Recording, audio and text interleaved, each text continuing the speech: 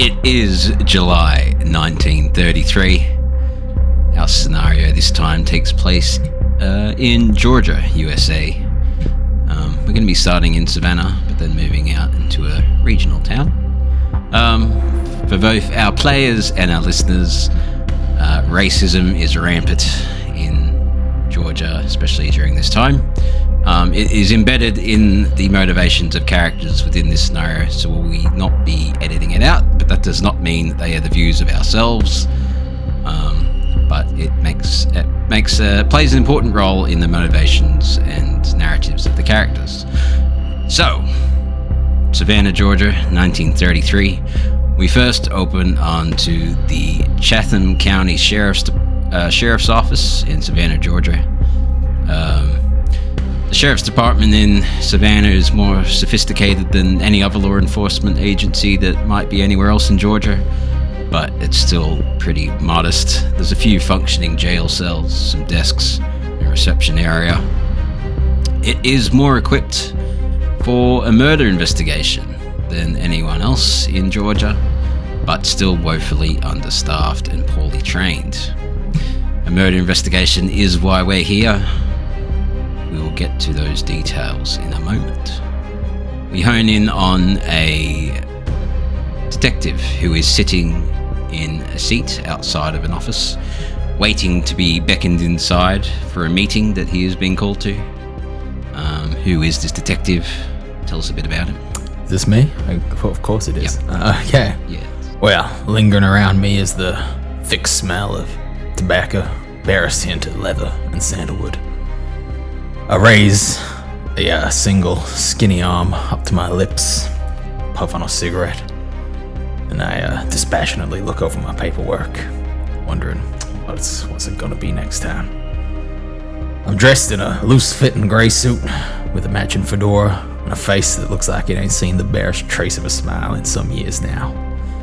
Jeremiah Moulin Rouge is the name that these United States would know me by, but to those who've had the displeasure of knowing me for any length of time, I'm just Jerry.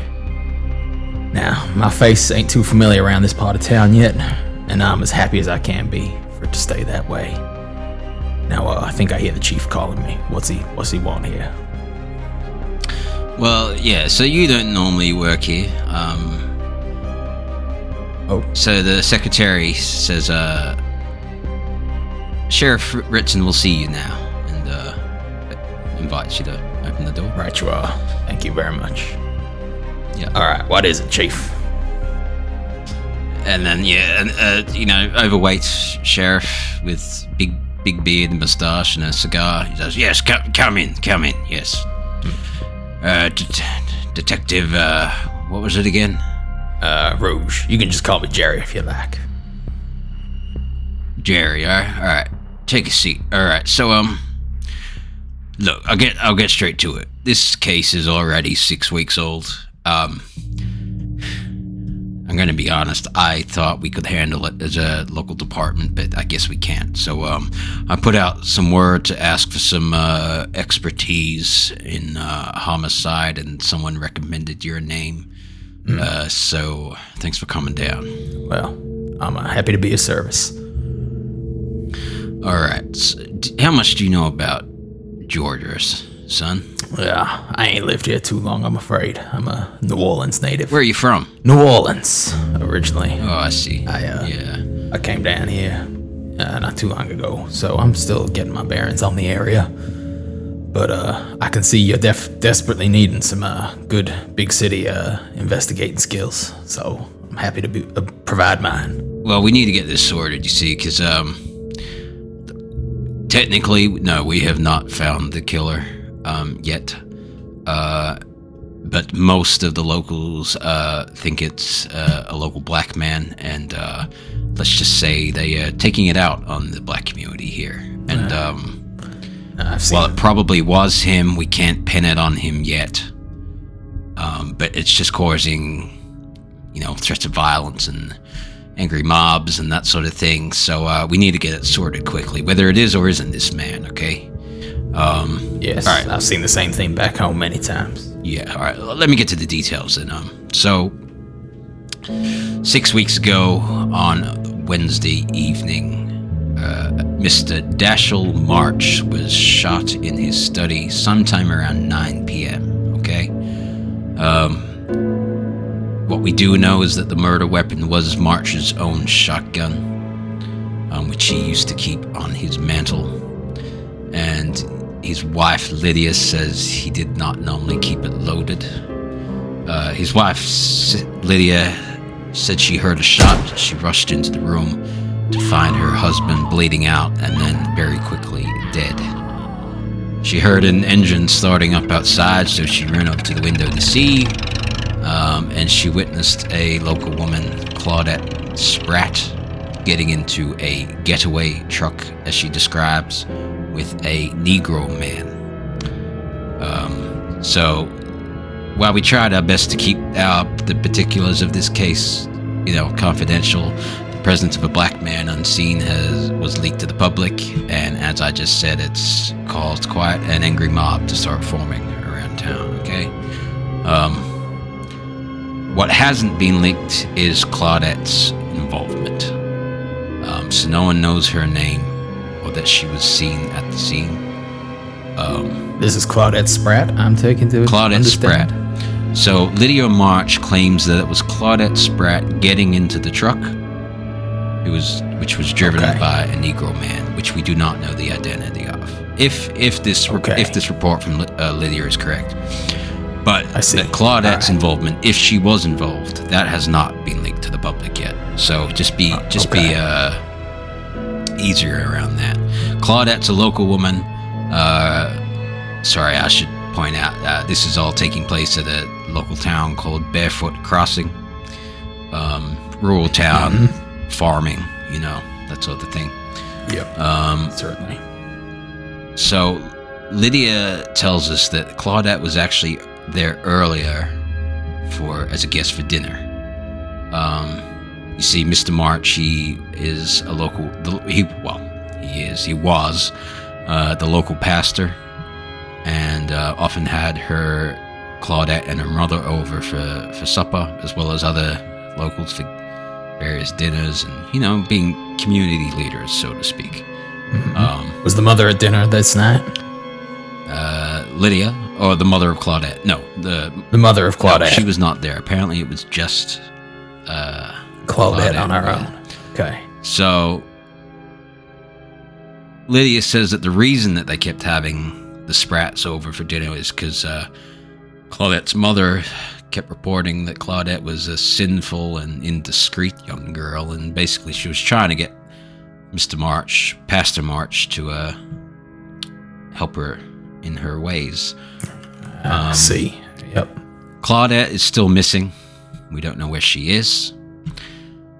Look, my feeling is that Claudette was somehow wooed by the thrall of the black man driving the truck.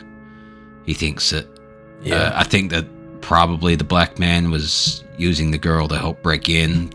Robbery goes bad, and they both fled. But as I say, it could be just the beginning of a crime spree if they are working together, and it was intentional. So some sensitive issues around this one, but we need to get it sorted quickly. Certainly. Now, I can see why the locals would jump to such conclusions, but we must give it a more thorough investigation than I think the popular consensus is given. So let's go in with an open mind, I say, and see what we can find. That has been the method I've found to get the most results. All right, so the victim, Dashell March, he was the head pastor of a local Methodist congregation called, let me see here, the Unifying Word Revival. I see. A local outfit? Yeah, from what I'm told, they've grown quite popular recently. As you know, the farming community around Georgia, they're struggling during this time. Everyone's going poor. We've had poor, blight affecting poor crops. Everyone's struggling, but for some reason, the people at this congregation are doing well for themselves. So their numbers keep growing, seemingly because they believe that Dashell March's methods or beliefs or whatever he was preaching seemed to have an effect on their prosperity. So they're growing quite popular despite the fact that they operate in the middle of nowhere. So I don't know much about this man. Yeah. Perhaps you can go out and talk to the church. You can obviously talk to his wife, Lydia, and I suppose look for Claudette Spratt and this black man, I guess. Well, those sound like promising leads for an investigation, Chief. I'll not lie to you. I'm happy to be getting out of town for a little while. That'll be very agreeable with me. So thank you very much. I will avail myself of a patrol vehicle, and I'll make my way over there presently. Cool. Is there any other information I should know before I make my way I already over? have the statements from Becky Spratt, Claudette's mother, and Lydia. Would you be able to leave those with me, and I will assess them on my way to the location? And he digs them out, flicks through paper. I don't have handouts. I'll just tell you the information at some point. Okay, all right. Here, you can read through these. Look, the main thing I actually want this help is we got a letter from Eugene Talmadge, the governor of the great state of Georgia. Look, he's a personal friend of the Marchers, and basically he's promising a generous reward to anyone responsible for seeing this grievous crime against Christendom avenged. Those are the words he used. Savannah Police Department is looking to take this reward? I mean, this is between you and me, right? So, Sure thing. But also, he's the governor of the great state of Georgia, and he also basically implies that anyone incapable of this task can expect unemployment very soon. So, I believe it's in both of our interests now. I see. Just get this sorted, okay? I understand where you're coming one more from. thing. Okay. Watch out for a man called Atticus Wombles, all right? That is an interesting name for a threatening character. What's his angle? Well, he's filed a civil suit against the March family, claiming that he is Dashell's illegitimate son, and he is entitled to part of the inheritance. So, he's gonna be a noisy. Disputes on it multiple could be angles. lead. Okay. It could be noise. It's up to you to find out, all right? But just keep an eye out for him. Apparently, he's already causing chaos out at Barefoot Crossing. So, okay. All right. If you need anything, Barefoot Crossing's a little ways out of Savannah, so you probably want to make Savannah here your base. But let me know how I can help you, because I want to get this sorted as much as you do, as you want to get paid. So. Yep, you got that right. Well, I've got everything I need. My mind, my service weapon, and a police patrol vehicle should be all that I need to get this sorted for you, Chief. All right. He stands up. He shakes your hands. Offers you a cigar. Oh, thank you very much. I'll take Godspeed to you, son. Godspeed. I'll swap out the cigarette that was in my mouth this whole conversation with a cigar. All right.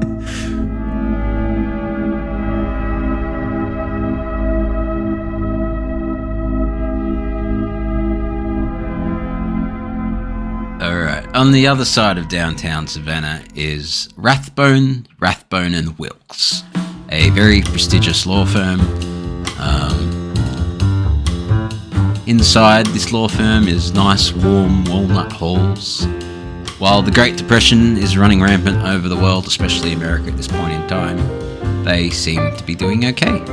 Well, at least that's what their furnishings and presentation seems to suggest. Servants in full formal dress greet clients at the door and serve drinks. They only accept lucrative clients. They don't do small fry cases. The hallways reek of cigar smoke and money. A young lawyer, though, from out of town enters the building. Who is he? Avery Knowles is looking about this place. He's used to it. He's used to this kind of prestige. He stands as tall as he can at a whopping 5'3". He's got his crisp pressed summer suit, polished shoes, and a tie knotted to perfection. He's just come out of the sweltering savannah heat, so this is a nice brief respite for him. But he's bearing it all with the poise that comes from a childhood of posture and manner training. He's freshly 22 and in his final year at the New York Law School, forced to intern here for his father's friend. And as he's walking in, he's impatiently checking his gold-plated pocket watch that he was gifted to make sure that he's on time as he's heading towards the office of Rathbun & Rocks. He's probably expecting another assignment in the back rooms, trying to sort out some documents. But he knows the way at this point, I imagine, so he's on his way there. Probably 5 minutes early. What's the name of your firm? He's interning, so he's only at the New York Law School, so he kind of got shafted over here. What's your father's firm? He's the district attorney. Yes, district attorney for New York. Mr. Shit, should have written it down. How do you think these guys would have contacted you? Because would they have asked for someone better and only gotten you and be disappointed? I feel like he's completely untested, and he's mainly here as a favor from his father, who's probably very good friends with Mr. Rathbun. Alright, what's your father's name? I'm gonna say it's Aloysius Knowles Jr. And I'm gonna write it down so I remember for next time. So you get invited into the office of Columbus Rathbone, one of the named lawyers on the firm's name. I don't know how else you say that.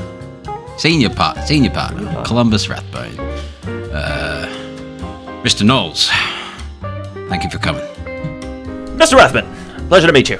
And he gives him a firm handshake. Gives you a good, strong, firm handshake. Basically, you're competing each other to do it as strong as you can. He's not doing a very good job, but he's trying his hardest. Your father tells me you're quite the young future lawyer. Maybe said you could perhaps help me with something. Of course, sir. Here on Daddy's wishes, and I'm happy to help. Good. You see, we're a little tight here. Need to get some work done, and we just don't have enough hands. So, got a little job for you to help, clear our books a bit quicker.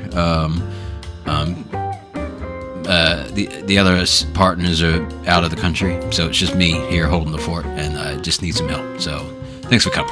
So this isn't some backroom typewriter tapping tally totem, is it?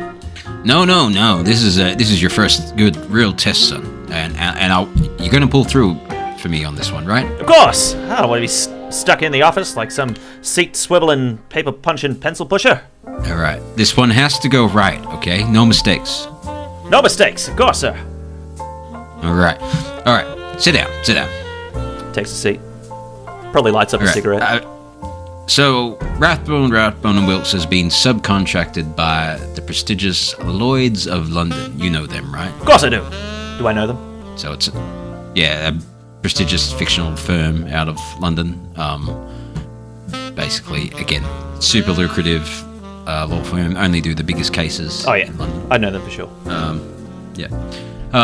So we've been subcontracted by them to do a claims investigation regarding Dashell March's will. Okay. He's a pastor out in rural Georgia. He's passed away recently, and basically we need his will looked over. There's some few curiosities in it, to say the least. But they want us to basically get it processed and sorted. Okay. Certainly, sir. I can get right on that. First car out there. Yes. So basically, we've been subcontracted to be the executive of his estate. And basically, they've promised us a considerable fee if we resolve this case for them. So let's do it right. Let's do it first time, impress them so that their pay will be generous and generous in future cases to come, right? And for you, of course. Good experience for you, right? Certainly, sir. I'm not just some ink slicker. I'll have this sorted as quick as you can. Okay, so here's the thing. For legal reasons, we do not actually have the complete last will and testament of Dashell March. They have sent us a particular clause that is stopping them from finishing their process of this will, okay? So basically, we need you to head out, figure out what's going on here, clarify it, fix it up so that we can get this, no funny business about, unclear clauses in the will. Does that make sense? No flim-flam. Right on it. Yeah. So here's the clause, all right? I, Dashell Mann March, do hereby bequeath my residuary estate, constituting all property and money held in escrow by Lloyds of London, under the consolidation of the Unifying Word Revival Church, and in the name of Dashell Mann March, to my second wife, Lydia File March. In the event my second wife does not survive me, the aforementioned residuary estate will transfer to my first wife, Virginia Gerwillen Meyer. In the event my first wife does not survive me, the aforementioned residuary estate will transfer to my third wife. You can see now how this might be a bit of a mess. Oh, quite. Man's got more wives than a hobo has fingers. So I did a little digging already to get you started. So there are records of a divorce between Virginia and Dashell in the state of Missouri dating back to 1918. However, Virginia has been missing and presumed dead since a house fire in 1927. So, presumed dead, that's one bit of a mess. So in the event that there's an issue with Lydia, we need to find her to make sure she's alive or dead so we know for certain. Any form of spouse in this sort of clause makes things messy.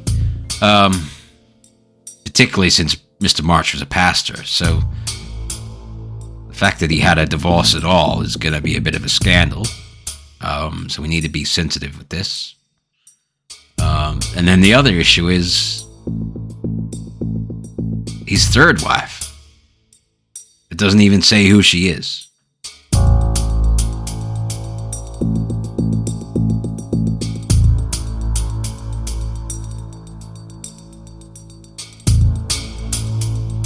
The Fumbled Anthology presents The Wives of March,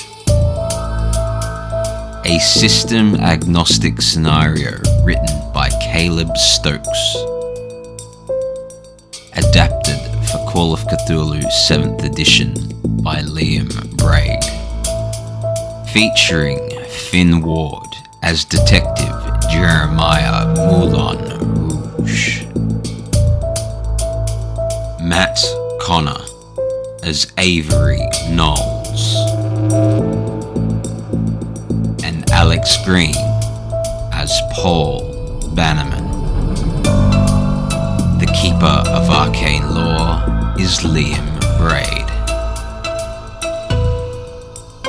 Chapter 1: A Contested Claim.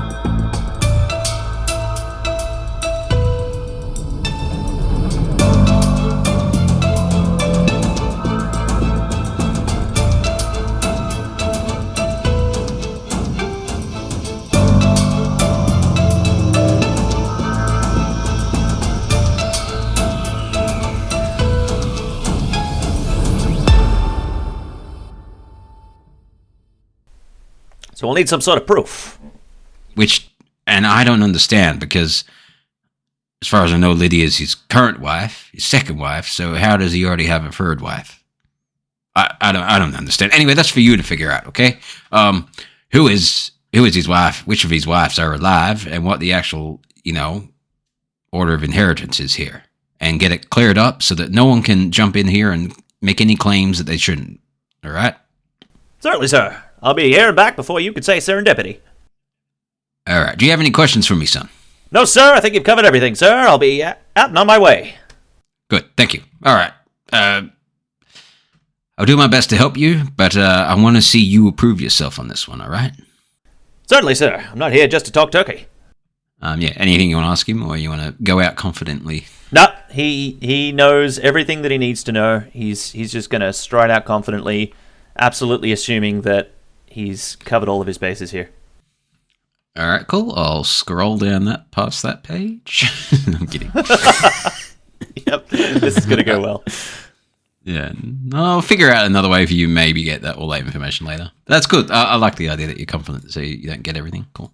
All right. What's your first plan of attack? Where are you going to go? I'm going to get in my brand new imported Volkswagen, and I'm going to head straight out to this town. Barefoot Crossing. Yes. How far away is it?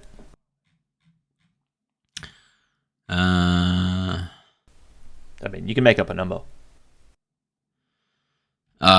like a couple hours drive. Maybe 2 hours. Let's just say 2 hours. Ah, okay, cool. Sorry. I'm now starting to wonder if Barefoot Crossing is the name of a town from a different scenario I just read it, and I've got them mixed up. Yeah, it doesn't matter. It's Barefoot Crossing now. Yeah. Cool. Woo. Yeah. If you ever do the other scenario, you can just give it the other. Yeah. Awesome. Now it is Barefoot Crossing. I didn't fuck it up. Good. Hey.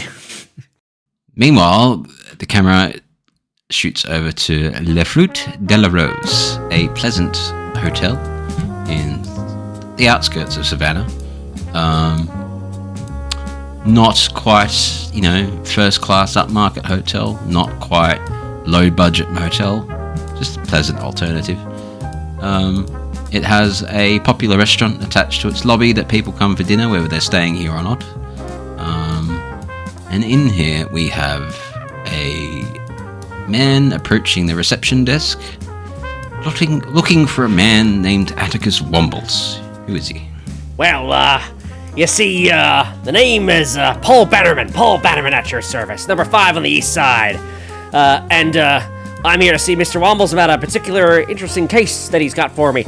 I flew. Oh no, I didn't fly. I drove all the way down from Philadelphia for this one. Geez, Georgia's a bit of a hole, isn't it? My God, this is why the North won, eh? Right. Well, I'm a small, fat man with a receding hairline, and I'm constantly getting a handkerchief and patting my sweaty head. I've got fat fingers. I'm just a real stand-up guy, you see. And I'm walking out here where I got a cigar in my hand, and I'm just looking for the next big deal, the next big case that's gonna make me lots of money. Yeah, that's right. And I'm eyeing off the lovely receptionist here, and we go, "Hey, going there, Toots? What you got for me?" I'm looking for a Mr. Wombles. Have you seen him? Yes, we have a... Who are you? Who are you, sir? You're not Sorry? from Georgia? You don't sound like from Georgia at all. The name's Paul Bannerman, number 5 on the east side. Hey, you need a lawyer there, ma'am? An immigration lawyer? You're not clear enough from here, are you? I'll give you my card. And I pull out my card and I give it to her. All right, sir. Let me try and put on more of an that's accent. better. Oh, hello.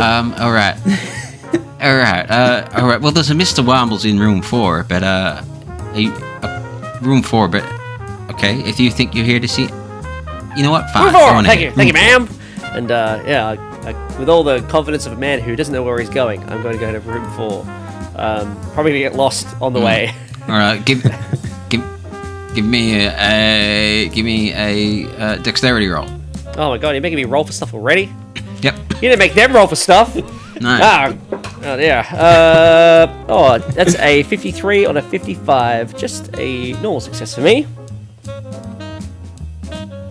All right. You very nearly bump into a poor old man with an eye patch. Oh. Hey there. What happened to your eye there, sir? Watch where you're going there, Mr. No. I'm sorry. Sorry, sir. What happened to your eye? What happened to your eye there, sir? Did you get compensation for your eye injury there, sir? Name's Paul Bannerman. That's your service. Number 5 on the east side. I'm a lawyer. It was a mining accident, you see, but Oh, mining accident. Perfect. Did you get compensation from your employer for your incident? No. Well, then you gotta give me a call there, sir. Paul Bannerman, number 5 on the east side. We have a big deal around here. I've managed to get a fella up in Hoboken. I managed to get him $12 million for his eye, for losing both eyes in a mining accident. Sir, I can get you. What's happening now? So probably an even 6, I reckon. Why don't you come see me in my office? Give me my card. You can give me a call there today. I'm in the middle of something, but you should definitely give me a call. Maybe I can help you out in your little situation here. What are you thinking? What are you thinking, hey? Sure. Yeah, sure. What's your name there, sir? My name? Yeah, what's your name, sir? Henry Wilson. Henry Wilson. Yeah. Nice to meet you, Mr. Wilson. Yeah, I mean, hey, listen. I might call you. Yeah. Yeah, good idea. Give me a call. My secretary probably answer, but she can easily book an appointment for you. I'd love to help you out with a little situation there. Okay, good to see you there, sir. Good day. I'm late for an appointment, but I'll definitely see you soon. Okay, and continue on. Yeah, you find her in full. Mm-hmm. Yeah, what are you gonna do? Just knock on the door. A man opens it like an inch. Says, "Who are you?" Paul Bannerman. Would you be Mr. Womble, sir? Get in, shut the door, lock it. Okay. I know what I'm doing. I've done this before. Open the door, lock it.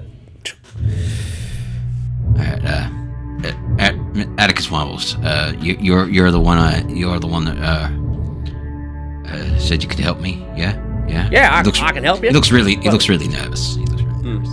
What do you need help with, sir? Alright, take a seat, but there's no desk, it's just the bed in the hotel or whatever. Well, you're gonna have to give me some, you gotta buy me dinner first. Okay, I'll sit down.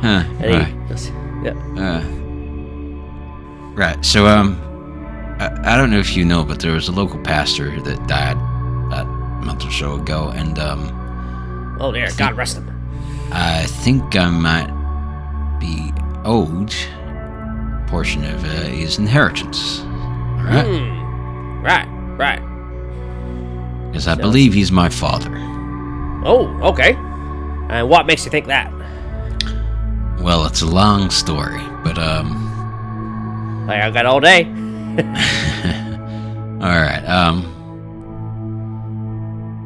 Well, growing up, you see, my father abandoned me and my mother when I was much young, but so, since then I've been, keeping an eye on news clippings or anything to see if he ever comes up. And, well, I think he has. He's come up dead, but, I can still make that work, I guess. So, I got the hit 3 weeks ago, but I knew him as Dashell Mann and I found in the paper that a man named Dashell Mann March died, so, close enough to take a look, so... yeah. Look, here, I have a picture of, what they put in the paper from it, he's like obituary type thing. Oh, yeah. Let me see that here, sir. And he looks exactly like I remembered from a kid.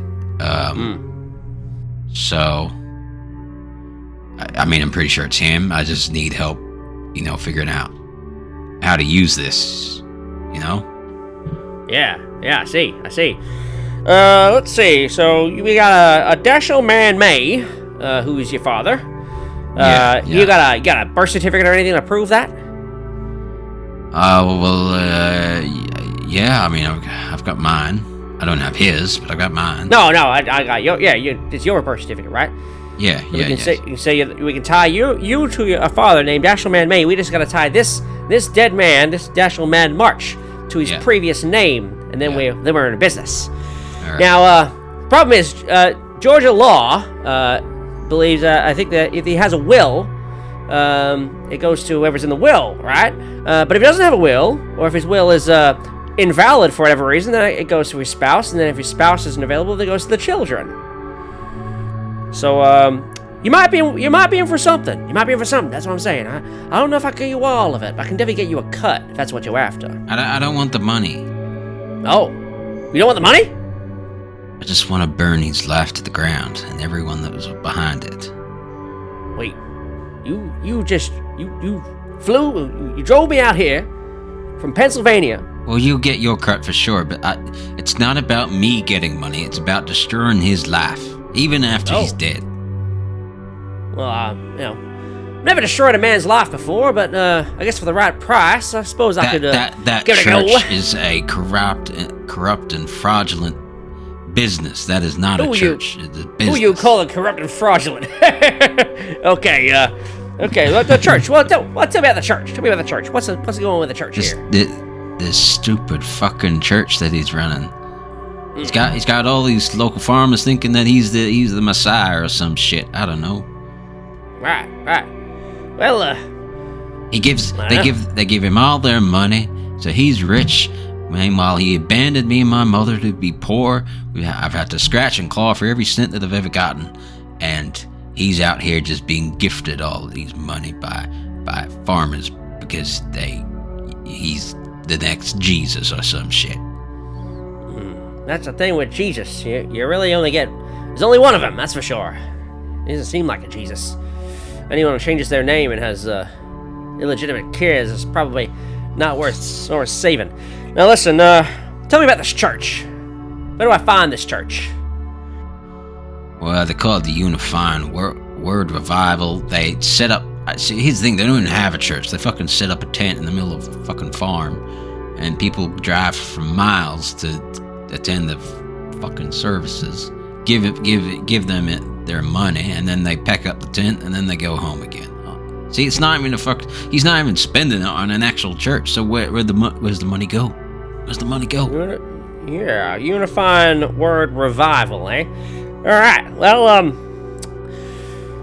Well, it wouldn't be the first time they have tent churches. I think it's I'd say it's somewhat of a common thing down in these parts, I believe. Interesting. How'd he die? What, this Dashell? Yeah, how'd he die? How'd he die? Yeah. The newspaper... apparently he was murdered, shot by a black man. By a black man? Oh. Really? So, I don't know much. I don't really care how he died. I just want to make sure. No, this matters. You see, this matters because why does it fucking matter? Well, it matters because if he's being killed, there's an investigation going on, which means there's gonna be cops crawling all over the place. It means there's gonna be a lot of attention, which means my fee just went up. My fee just doubled. Yeah, but that buys us time. That buys us time to find a way into this will. You want in the will, or you don't want in the will? I don't understand. What's your motivation then, son? I want to take every cent that I can from this man and his family and tear them down, and you can have your cut. And then I've got a good business. I'm not poor. I've done well for myself. I don't need his money. I don't want his money. I just don't want that slimy son of a bitch or his family or his offspring to keep benefiting from milking every cent out of these stupid fucking farmers. All right. Okay, so you want some money then? Okay, we're just clarifying, because before it sounded like you didn't want anything. You just wanted to ruin this man's reputation and his life in front of his wife and his congregation. But no, you want some money. Okay, we're in business now. We're in business. As I said, if there's an ongoing investigation, then there's going to be maybe some problems with the will being executed, because they got to, there's the clause, you see, they got to make sure that whoever gets the money wasn't the one that killed him, right? So we gotta let the police figure that one out first. But you're right, it does give us time to figure out how we're going to get in this will, you see. I think if we can find a way to invalidate the will somehow, then we can probably look to strike it off the record completely. Then it's just a matter of, I guess, framing the wife for the murder. and then all of a sudden you're in the clear, my friend. I don't know if this helps, but it's not just the name that makes me believe it's him, or the photo. It's how he supposedly got everyone believing he was fucking Christ or something in the first place. Right. What made you think that? He disappeared. Life of my father wasn't, well, if he is my father, it wasn't exactly, pleasant. So, my mother and his relationship was always loveless. I would always come home and find that she'd been beaten up by someone, and I believe it was him. And, anyway, long story short, apparently there was some sort of inferno, okay?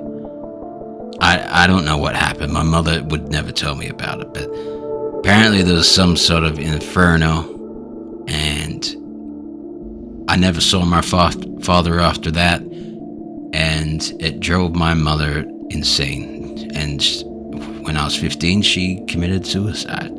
And I don't know what happened, but I'm pretty sure Dashell started this fire, and I don't know why.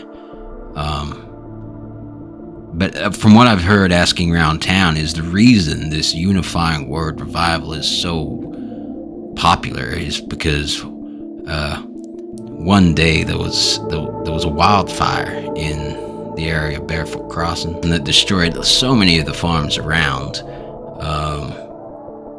But this Dashell March man arrived, started preaching, started running services, and ever since then, all the farms around have been prospering when everyone else has been suffering from blight and drought and all these other insects. But no, these farms around Barefoot Crossing are doing so well, and yet they believe it's because this man arrived and whatever he's preaching about protecting them from fire. Look, I don't know, something about this fire. A fire starts in my home, I never see the man again. A fire starts and stops in the Barefoot Crossing, and suddenly my father's a messiah. I don't know what this guy's doing with fire, but people believe him. So, look, I know it all sounds crazy. You probably think I'm crazy too, but look, he ruined my life. He beat up my mother. He abandoned me. He took my sisters with them. Took your sisters? Hang on. Wait. This is new. Took your sisters? What do you mean, sisters? How old are your sisters? Jesus. No, don't look at me like that, Atticus. No, listen. This is important. This is an important case. You gotta tell me everything, sir.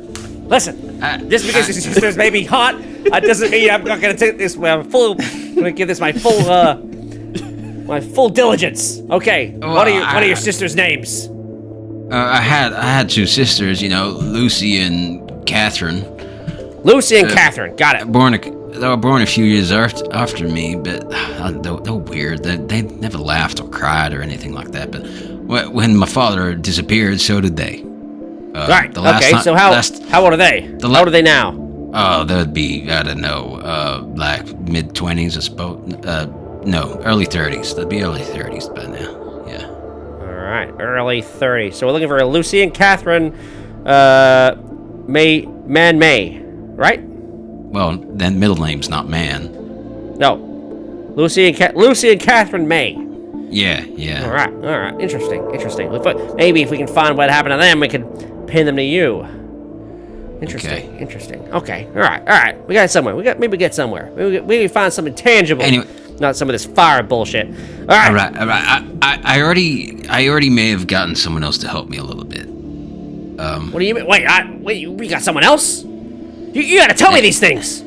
Yeah, well, his name's Caden Garrod, all right? He's a lawyer from Lloyd's of London, all right? I don't know if there's some fancy pants firm in London or something. He was out here looking for the marches, and so was I, and we get talking in the bar, and basically he basically told me that the whole March family system is bullshit, and he was going to find out why, and I told him my side of the story, and he said, yep, it checks out, and he was gonna let me know what his investigation came in and found, and see if there was any way that I was owed any sort of the inheritance. But I haven't seen him for over a week, so I don't know what happened to him. But wait, so a lawyer? Did you hire this man, or did someone else hire this man? No, I didn't hire this man. I just met him in the bar at the hotel. And he just told you stuff? Like, what? He just told you things? How drunk was this man? Honestly, this is ridiculous. I think he was pretty. I think he was pretty freaked out about something. I think he was spilling.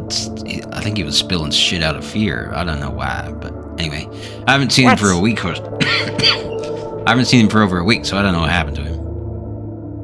Right. Well, Caden Gerard. Well, I guess they don't make lawyers are supposed to have confidentiality agreements, and anyway, he breaking it. It's poor form, honestly. Those stupid pawn dwellers. It's probably the reason why we beat them in the war, right?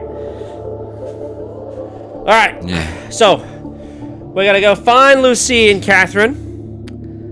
We gotta see if I can pull up this Gerard guy, and then I'm gonna go see what's going on with his will, if he's got a will or something, or if there's some sort of ongoing investigation. I got a lot to do. It's gonna take me. Their church is having a service tonight. I don't know if you want to go along and see what bullshit they spread, but... Why the hell would I want to do that? I got business to do. I'm not a church guy. No, listen. I thought you'd maybe want to go see what fucking corrupt shit they do. Corrupt shit? I'm gonna be too busy looking for your sisters, Lucy and Catherine. You really want I should go? Check this out. Well, I mean, you don't have to. I just thought it was just a suggestion. You want to... Their fucking church is a scam. I thought you want to maybe go see it. Well, do I have to go see... Well, are they gonna do more scams? Is this the only scam they're doing? Well, the point is, you prove that it's illegal, whatever they're doing, and legality doesn't have anything to do with this, all right? It's all about what's in the will, right? Is there a will, and can we invalidate the will? And then if we can invalidate the will, all right. Well, we gotta find out if there's a will, right? So I gotta go to this. I gotta go to this Gerard guy and see if there's a will or what. He said Lloyd's of London. You said it was, right? Yeah. All right. We gotta put in a claim. Side mission to London. No. I'm not going to London. No, you can't afford my fee to go to London. No, listen. We gotta put in a claim. We're gonna put in an official claim with the courts. Excuse me, this whiskey's quite good. You're gonna put in a few claims to the courts to see if there's even a will in the first place. I mean, I could probably go and I could use some contacts to figure that out. But we gotta do this. We gotta do this properly. We gotta make sure that nothing goes back to you, right, Mr. Wombles? We don't want to get you involved in all this. Yeah, that's right. No, so we gotta do this properly, right? So leave that to me. If I want to go see a weird fucking sermon, I'm gonna go see a weird fucking sermon. But right now, I think I got more important things to worry about. And if they run an illegal scam racket, that doesn't mean shit. Doesn't mean shit if the IRS is involved and they're paying their taxes, and that's all we can do. Right. Okay. Well, I'm gonna stay here because I already know I'm being watched. Oh really? Who's watching you? Who do you think's watching you? Fucking people outside, man. People outside? Like what? You didn't notice them? What? I saw a man with an eye patch. Did I notice anything outside? Anyone looking? You'll see him. Oh. All right, maybe I will. And, right, so what? Should I stay here? Wait to hear from you, or what? Oh, you do whatever you like. I'll be in contact with you in a day or so. I'm gonna try and chase down these leads for you. Okay. Thanks. All right. I'll be in touch. I'll get up. I'll give him a handshake, a sweaty handshake. Mm-hmm. And I will head out of this hotel room. On my way out, I probably am gonna have a look and see if there's anyone watching the hotel, watching the room. Or actually, no. Does the room have a window? Does the room have a window? I mean, yeah, his room has a window. I'll probably look out the window before I go. And probably at the mention of you saying they're watching me, I'll probably look out the window. You don't see anyone out the window. Give me a spot hidden as you're leaving the hotel. Okay. Yep. As I leave the hotel. Sure. This one isn't great. That's a good roll though. That's a 17 on a 30. It's a regular success, but I could make it a hard success. No, that's enough. Okay. You don't really notice. It's not as if someone's straight out the door, just watching the door. But on the way out, you do. The only people that you see look at you, but you're not sure if they're just looking at you. You know, when someone walks in your room, you sort of look at them. You don't know if it's specifically for you or if you're now just paranoid because of what Alex said. But there's a group of 3 people sitting on like a lounge in the reception, and they all look at you at the same time. One's a woman in her 40s with a missing arm. One's another woman in her 30s, but she's morbidly obese. And there's the man with the eye patch that you bumped into before. They're all just looking at you. Mr. Wilson. He's an alcoholic. Okay. I am probably going to head back. I'm going to go back and talk to him. Especially now that there's a woman with a missing arm. I'm like, oh, hey there, sir. Hey there, man. Oh, hello there. What was your name again? Paul Bannerman, number 5 on the east side. Yeah. You gotta remember me. Yeah, that's right. You got my card and everything. No, I'll give you a call. Hello, miss. Hello, miss. Is your mother around? I'd like to speak to them potentially about getting some compensation for your missing arm there, ma'am. I'm gonna lay on the charm. My mother? Why do you need my mother?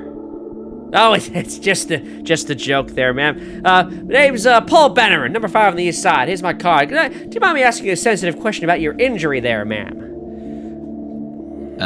Okay. What happened? What happened to you that caused such a horrible ailment to you there, ma'am? It was crushed by a cow. Crushed by a cow? Were you working on a farm there? Yeah.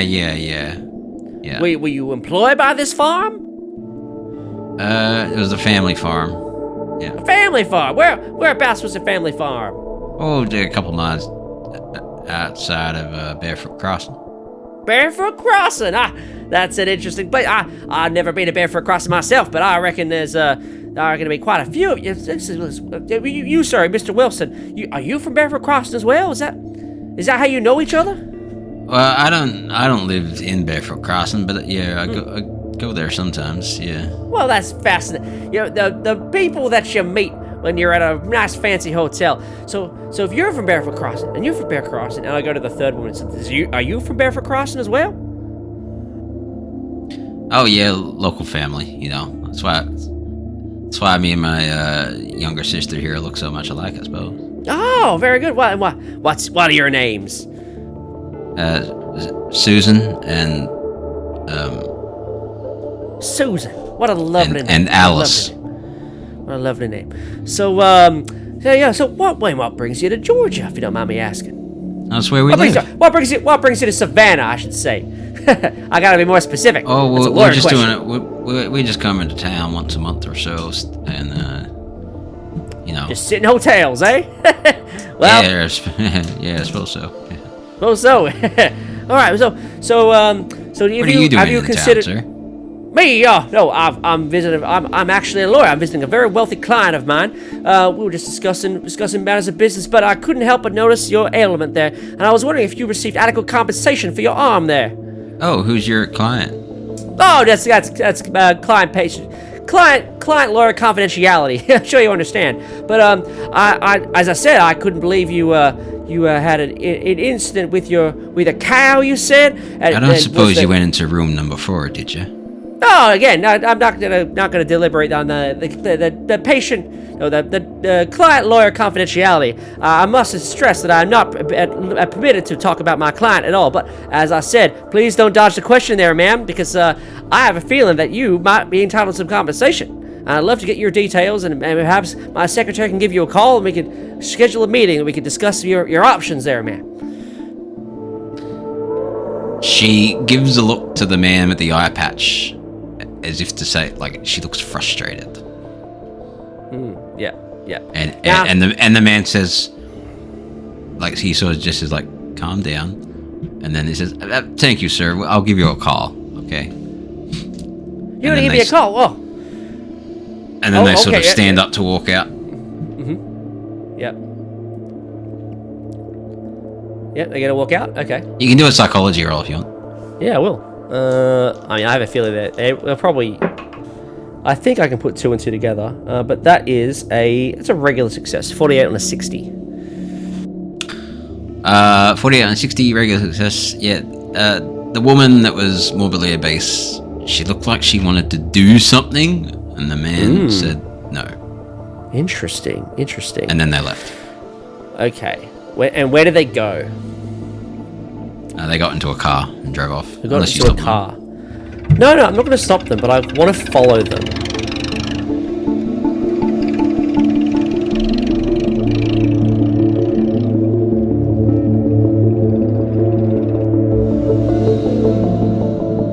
You have been listening to the Fumbled Anthology.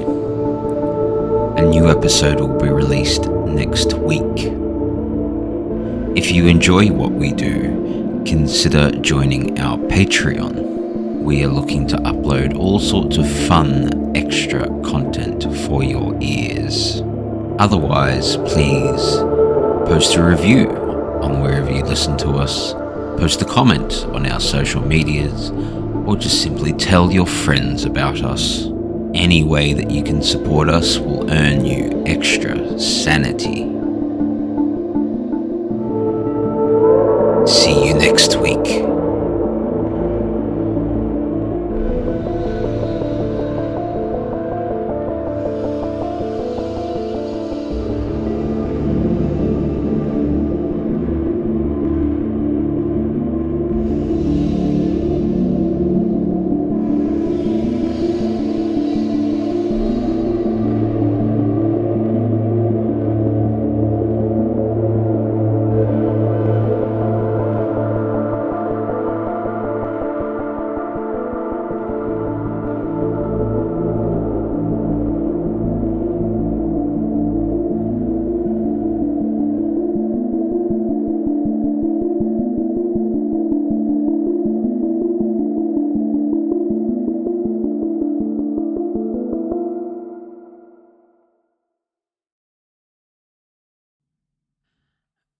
I don't know if this helps, but it's not just the name that makes me believe it's him.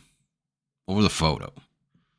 It's how he supposedly got everyone believing he was fucking Christ or something in the first place. Right. What made you think that? He disappeared. Sorry, let me just check. Yeah. Make sure you take this out of the edit. Or I'll say something racist. Did you know white people are bad at athletics? Yeah. Racist jokes. What? I'm making sure he cuts this. Doing a scene. Oh, okay. It's just like, what have I come back to here? Now he's not going to cut it. He's going to leave it in.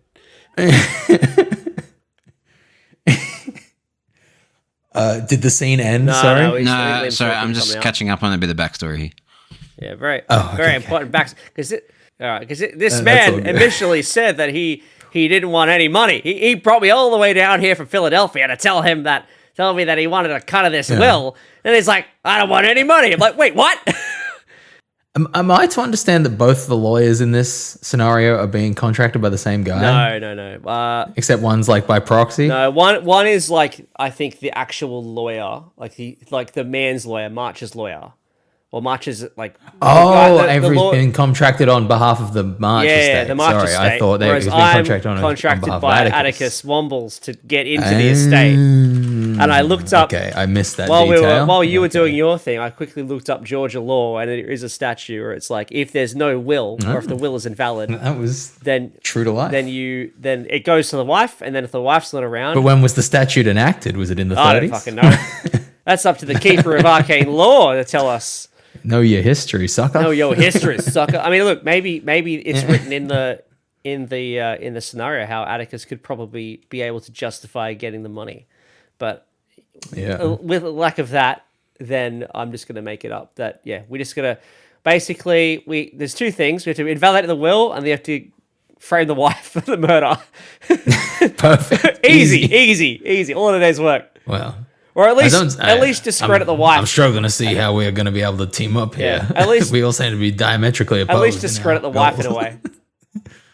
If he can get his hands on the money, as he can do like a Dark Knight Joker style pile of money burning. Yeah, I think it's what he really wants to do. To be fair, it seems like how he just wants to do that. But it's like, wait, you don't want money? It's like, no, I want the money. Okay, he wants money. Good, because I fucking drove all the way here from Philly.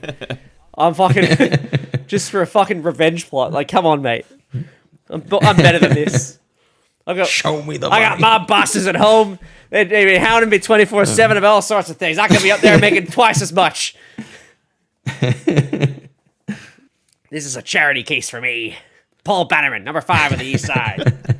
You're gonna make loads of money as a goon. I do like the spiel. If I go number 4, I'm not gonna be use my slogan anymore. So I intentionally make myself look bad.